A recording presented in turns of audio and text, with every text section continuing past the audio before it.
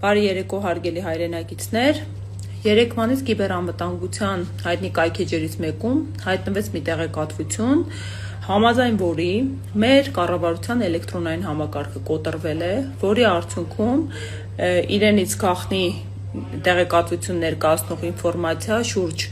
8 միլիոնի հասնող ֆայլի արտահոսք է տեղի ունեցել։ Ավելին, այս տեղեկատվությունները հանվել են կիբերհանցագործությունների ֆորումներում վաճառքի,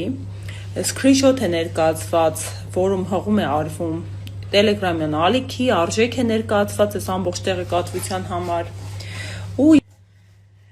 երեկվանից հետևում եմ լրահոսին այս տեղեկատվությունը հերքող կամ հաստատող որևէ նյութի հանդիպելու ակնկալիքով ու քանի որ նմանաբնույթ տեղեկատվությունը այդպես էլ բացակայում է, հիմա դիմում եմ պատկան մարմիններին, պահանջով հերքելու կամ հաստատելու այս տեղեկատվությունը, որովհետև եթե այն հաստատվում է, սա լրջագույն ահազանգ է, ահազանգ, որ նմանաբնույթ վտանգի ներքո են գտնվում նաև մեր անձնական տվյալները եւ առավել եւս ռազմական եւ պետական գաղտնի